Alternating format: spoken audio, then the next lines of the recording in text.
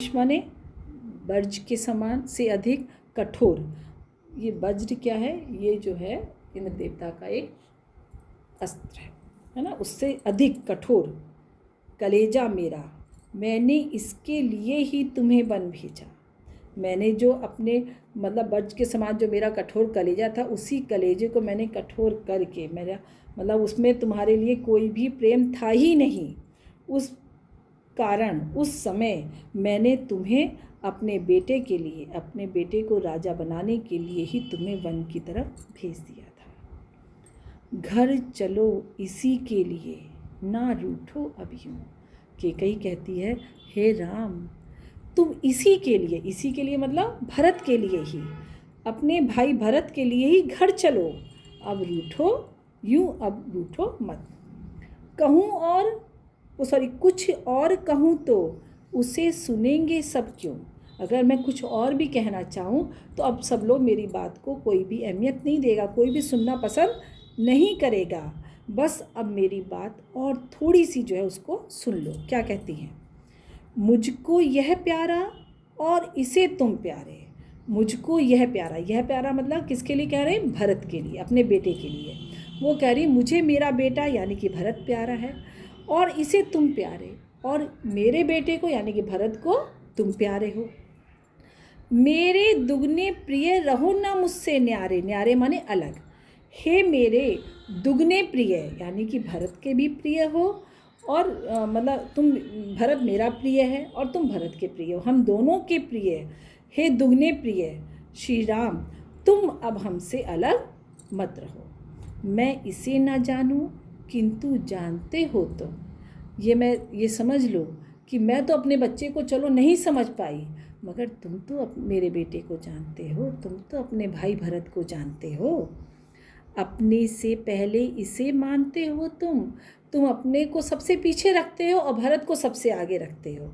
तो भरत को ही तुम मान देते हो, सबसे पहला मान तुम भरत को ही देते हो। तुम भ्राताओं का प्रेम परस्पर जैसा। परस्पर माने आपस में, भ्राताओं माने भाइयों का। जो तुम भाइयों का प्रेम आपस में है, यदि सब पर यूं प्रकट हुआ है वैसा, यदि सबके ऊपर ये सब प्रकट हो चुका है कि भाई तुम दोनों का आपसी प्रेम इतना ज़्यादा है कि भरत ने राजगद्दी मिलने के बाद भी भाई के प्रेम के लिए अपनी उस राजगद्दी को भी ठुकरा दिया और अपने भाई को वन से वापस लाने के लिए निकल लिए और आपको अयोध्या ले जाने के लिए यहाँ पर आ गए हैं, और आपके बिना वो नहीं रह सकते, आपको ही वो बहुत महत्व देते हैं, सम्मान देते हैं। तो ये ऐसा प्रेम अगर सबके ऊपर प्रकट हो गया तो पाप दोष भर पुण्य दोष है मेरा। तो मुझे ऐसा प्रतीत हो रहा है कि जो मैंने पाप दोष किया था, पाप दोष माने दुष्कर्म किया था, गलत काम जो किया था वरदान मांग के, आज ऐसा प्रतीत हो रहा है, इन सब आप दोनों के प्रेम को देखकर ऐसा प्रेम प्रतीत हो रहा है जैसे मुझे पुण्य का संतोष प्राप्त हो रहा है। मुझे पुण्य माने अच्छाइयों का, अच्छाई रूपी संतोष प्राप्त हो रहा है। मैं हूँ पंकिला, पद कोश है मेरा।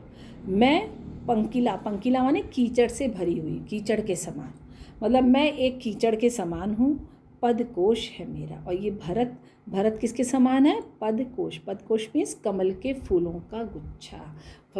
कमल के फूल जो खिले रहते हैं, समूह, कमल के फूलों का जो समूह है, उस समूह के समान मेरा बेटा है और मैं कीचड़ के समान हूँ। आगत ज्ञानी जन उच्च भाल ले लेकर। आगत माने जो आए हुए हैं, ज्ञानी जन माने जो विद्वान यानी ऋषि मुनि जो लोग भी आए हुए हैं सभा में। उच्च भाल माने ऊंचा मस्तक लिए, ऊंचा मस्तक माने अधिक ज्ञान लिए, बुद्धि लेकर जो आए हैं। समझावे तुमको अतुल युक्तियाँ देकर। हम ये चाहते हैं कि वो विद्वान जो यहाँ पर आए हुए हैं अधिक ज्ञान लेकर, अधिक बुद्धि लेकर, वो अपनी बुद्धि और युक्तियाँ माने तर्क, अपनी बुद्धि और तर्क से तुमको समझावे। मेरे तो एक अधीर हृदय है बेटा, मेरा तो एक अधीर हृदय बेटा भरत है, उसने फिर तुमको आज भुजा भर बेटा। मेरे बेटे ने, जिसके लिए मैंने सब कुछ किया आज, उसी ने आज तुमको अपने भुजा से भरकर भेटा। भुजा भर भेटा मतलब अपने गले से लगा लिया है, अपने गले से वो तुमको अपने से दूर नहीं करना चाहता है। तो हे राम, तुम वापस अयोध्या चलो, मेरे दुष्कर्म को, मेरे पापों को माफ़ कर दो, मेरे भरत को माफ़ कर दो, और तुम उसकी बात मानकर, विद्वानों की बात मानकर तुम वापस अयोध्या चलो। तो यहाँ पर जो है आपका चैप्टर समाप्त होता है। और कैकेयी का अनुताप, कैकेयी ने जो अपना पश्चाताप किया था, उस पश्चाताप से, उसके आंसुओं से उसका पश्चाताप धुल जाता है, और यहाँ पर ये चैप्टर ख़त्म हो जाता है। इसके बाद मैथिली शरण गुप्त के अंतर्गत एक और पार्ट आता है, वो है गीत का, जो अगले टर्न पे हम आपको उसको पढ़ाएंगे।